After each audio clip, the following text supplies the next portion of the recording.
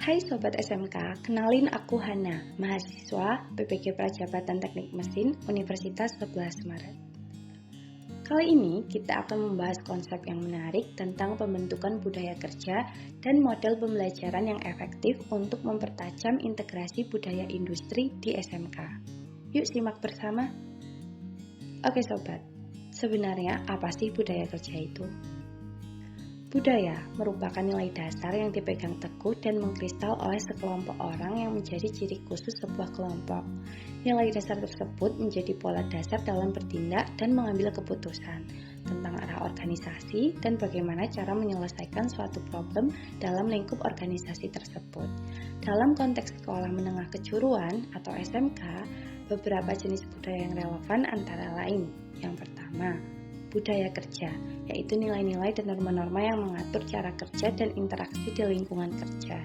Yang kedua, budaya industri, yaitu norma-norma dan praktik-praktik yang berlaku dalam industri atau perusahaan. Yang ketiga, budaya organisasi, yaitu kebiasaan dan nilai-nilai yang membentuk identitas suatu organisasi termasuk SMK. Lalu, bagaimana suatu budaya kerja industri itu bisa terbentuk di SMK? Oke, dalam konteks pendidikan, khususnya di SMK, budaya kerja industri memiliki peran yang sangat penting dalam membentuk identitas dan kualitas SMK tersebut. Program penguatan budaya kerja industri di SMK merupakan tanggung jawab bersama di sekolah. Maka, setiap aktivitas penguatan budaya kerja sekolah harus memiliki misi untuk membentuk karakter peserta didik. 3 unsur utama dalam pendidikan karakter, yakni yang pertama knowing the good.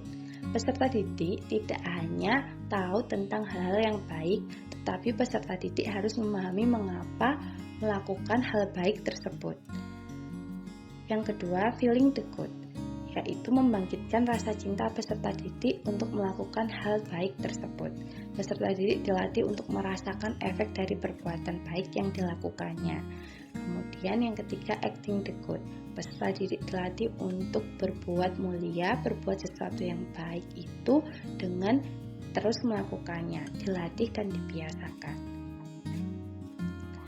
Merujuk pada Pagan Levels of Culture yang dicetuskan oleh Edgar Schein untuk mengembangkan budaya pada suatu organisasi, perusahaan atau sekolah melalui beberapa tahap seperti basic assumption, value, dan artifact. Basic assumption merupakan keyakinan yang mendasari perilaku dan keputusan yang tanpa disadari oleh anggota organisasi. Jadi, asumsi-asumsi ini seringkali tidak diekspresikan secara langsung, tapi membentuk landasan dan norma dan praktik dalam organisasi yang menjadi value atau nilai-nilai yang mencerminkan keyakinan, prinsip, dan standar moral yang dipegang oleh anggota organisasi atau sekolah atau perusahaan.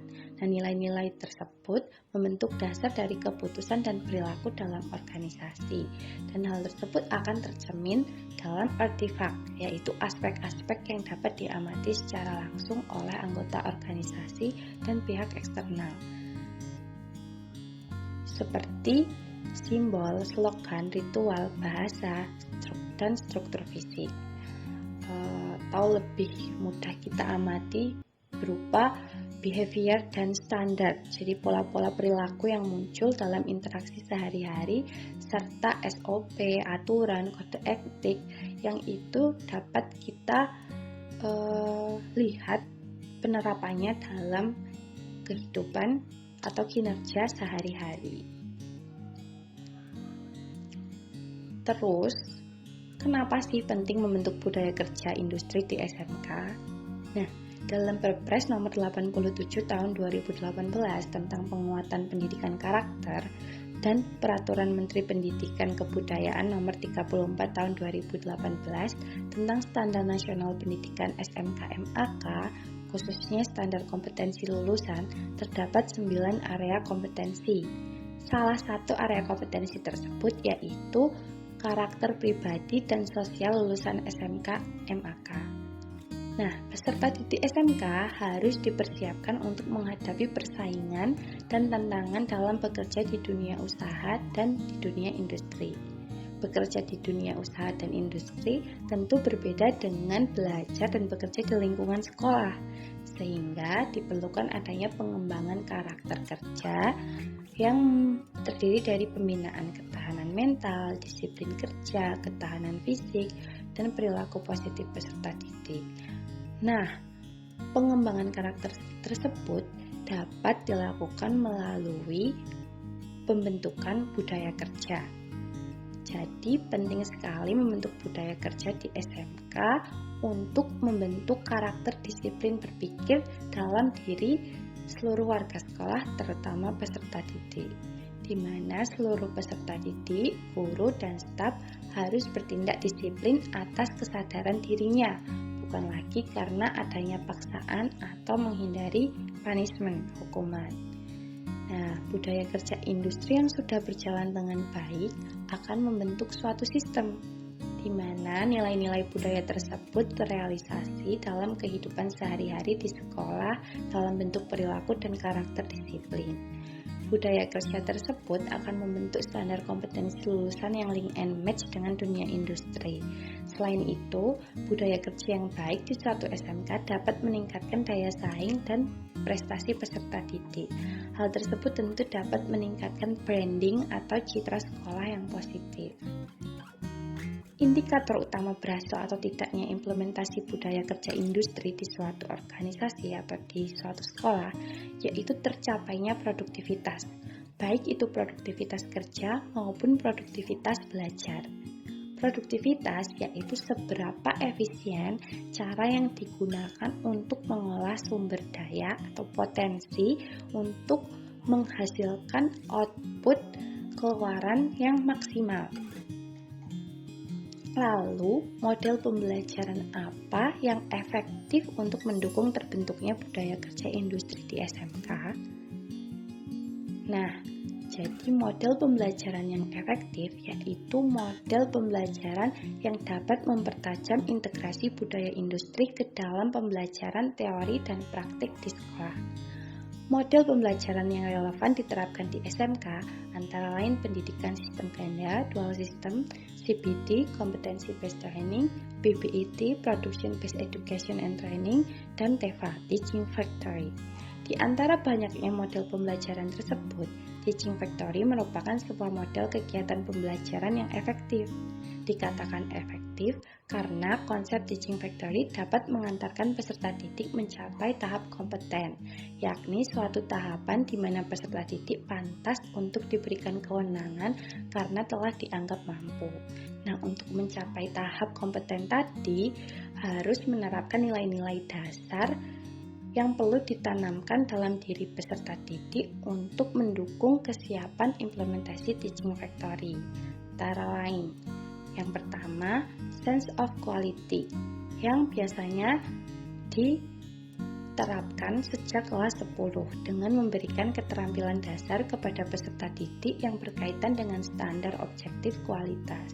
Kemudian pada kelas 11, sense of efficiency dikembangkan dengan membekali peserta didik dengan kemampuan untuk bekerja secara efisien guna menciptakan efisiensi kerja yang optimal dan mengukur tingkat produktivitas seperti praktik yang umumnya dilakukan oleh industri.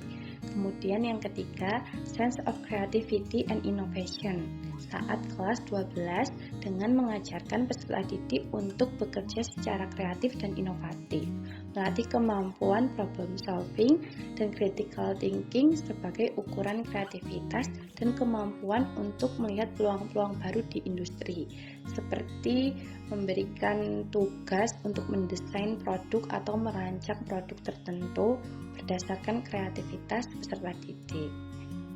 Oleh karena itu, implementasi Teaching Factory harus melibatkan 3 disiplin industri, yaitu yang pertama disiplin waktu, dengan memproduksi barang atau jasa secara tepat waktu sesuai target.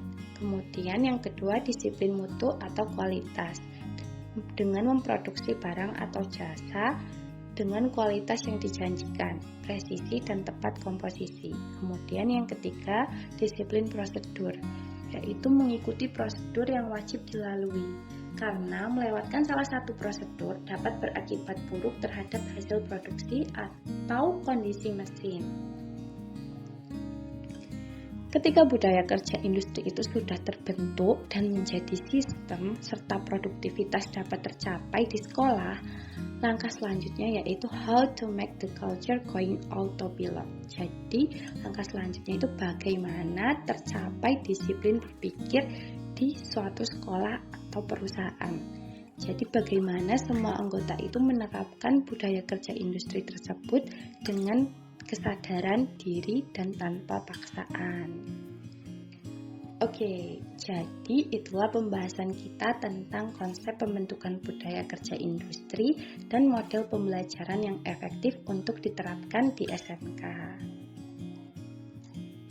Semoga informasi ini bermanfaat ya, tetap semangat belajar dan berkarya di SMK.